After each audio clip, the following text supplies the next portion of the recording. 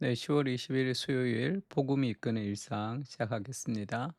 오늘 로마서 15장 30절인데요. 형제들아, 내가 우리 주 예수 그리스도와 성령의 사랑으로 말미암아 너희를 권하노니 너희 기도에 나와 힘을 같이하여 나를 위하여 하나님께 빌어. 기도를 하는데 힘을 같이해서 기도하자 이렇게 얘기하죠. 기도는 힘써서 애써서 하는 것입니다. 저절로 기도가 쌓여서 흘러넘치도록 기도를 하겠다고 생각하면 평생 몇 번 기도 못 하겠죠. 우리가 기도에 힘을 쓸 필요가 있습니다. 그러니까 삶은 우리가 스스로가 주인이 되기를 원하기 때문에 기도라는 것은 하나님이 내 인생의 주인이 된다는 삶의 고백이죠. 그래서 우리가 기도하고 싶어 하지 않는 것이 우리 삶의 본성이라고 생각하시면 됩니다. 그래서 우리가 기도를 배울 때 필요한 것은 의무를 통해 기쁨으로 나아가는 거죠. J.I. 패커라는 영국의 유명한 목회자, 신학교 교수님 계셨죠. 지금 돌아가셨습니다. J.I. 패커가 기도라는 책을 쓰면서 기도를 정의하기를 True duty to delight 이렇게 정의했죠. 의무를 통해서 기쁨으로 나아가는 길 이렇게 인제 표현했습니다. 기도는 기쁨인데 그 기쁨을 누리려면 의무라는 것을 통과해야 됩니다. 그렇지 않으면 기쁨을 누릴 수 없는 거죠. 그러니까 기도는 이 모든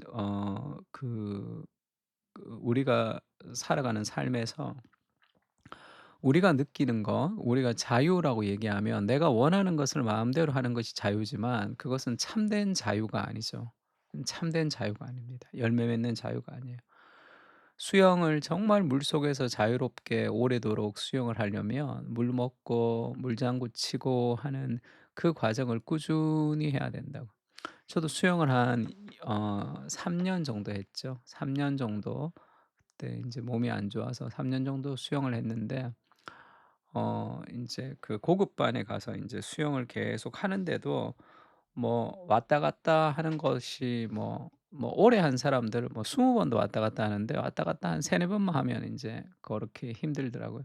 근데 처음에는 왔다 갔다 한 번 하는 거 숨 참고 한 번 갔다가 다시 돌아오는 게 너무 힘들었죠. 숨 쉬는 것도 힘들고. 근데 그거는 저절로 되진 않습니다. 끊임없는 의무를 통해서 기쁨으로 나가는 거죠. 자전거 탈 때도 마찬가지고 운전도 마찬가지죠. 다 그렇습니다. 다 한 번에 다 되지는 않습니다. 그러니까 true duty to delight 의무를 통해서 기쁨으로 나가는 것이 하나님 우리에게 좋은 것을 주실 때 다 그 과정을 통해서 온다는 것을 알아야 됩니다. 대가를 지불하기를 싫어하면 진정한 딜라이트를 경험할 수 없는 거예요. 이 정의가 어떻게 느껴지시나요? 기도의 시작은 흘러넘치는 은혜가 아니라 막막함이죠. 기도 시작하면 막막합니다. 한 30분 기도하는 거 우리 제자 훈련 숙제인데 그거를 채우기도 막막해 처음에 무릎을 꿇으면. 그 왜 그러냐 하면 오늘날 현대인들이 가지는 마음의 상태를 말해 주는데요. 영적인 공허함 가운데 살아가고 있지만 기도하기 전까지는 그것을 알지 못합니다. 영적인 공허함 가운데 살아가고 있는데 기도하면 알죠. 내가 얼마나 공허한지. 그걸 막막함을 경험하면서 우리가 깨닫는 거죠. 영혼의 공허함을 깨닫습니다. 우리가 너무 분주한 삶을 살기 때문에 기도하지 않으면 내 영혼이 분주한지도 잘 알지 못하고 살아가는 경우가 많습니다. 그러니까 사도 바울이 오늘 우리가 읽었던 본문처럼 기도에 나와 힘을 같이하여 이렇게 표현하죠. 기도를 애쓰고 힘쓰며 기도해야 된다. 이렇게 얘기합니다. 피터 포사이스는 영혼의 기도에서 지금은 성령 충만하지 않아서 기도할 수 없다고 말하지 말라. 성령으로 충만해질 때까지 기도해라. 저절로 충만해져서 기도하는 것이 아니라 기도하면서 충만해지는 거죠. 의무를 다하는 기도를 시작할 때 비로소 기쁨에 이르는 길을 찾게 됩니다. 기도란 의무를 지나 기쁨에 이르는 길입니다. 감정이 주인이 될 때 기도는 뿌리 내리지 못합니다. 은혜가 순종으로 이어지는 길은 저절로 되는 것은 아닙니다. 사랑으로 애쓰는 과정이 필요합니다. 그러면 목사님 율법주의랑 뭐가 다릅니까? 율법주의 막 기도하려고 애쓰는 거. 율법주의와 다른 것이 뭐냐면 무엇이 동기가 되느냐? 하나님의 은혜가 동기가 되는 거죠. 은혜가 동기가 되어서 가만히 있으면 되는 것이 아니라 은혜가 동기가 되기 때문에 우리가 그것을 극복하고 넘어설 수 있는 거죠. 스스로의 의지가 그 동기가 되면 자기 의가 되겠죠. '나 기도하는 사람이야. 너 안 하는 사람이야.' 그렇게 되겠죠. 사무엘상 12장 23 절에 보면 "나는 너희를 위하여 기도하기를 쉬는 죄를 여호와께 결단코 범하지 아니하고 선하고 의로운 길을 너희에게 가르칠 것인즉." 이렇게 기도하기를 쉬는 죄를 범하지 않는다. 이제 그렇게 표현하죠. 기도 쉬는 것을 죄다 그렇게 이제 사무엘이 표현했습니다. 스스로 주인이 되겠다는 뜻이기도 하죠.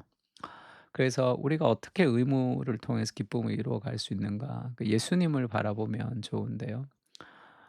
우리에게 구름같이 둘러싼 허다한 증인들이 있으니 모든 무거운 것과 얽매이기 쉬운 죄를 벗어버리고 인내로서 우리 앞에 당한 경주를 하며 이렇게 인내가 필요하죠, 우리가.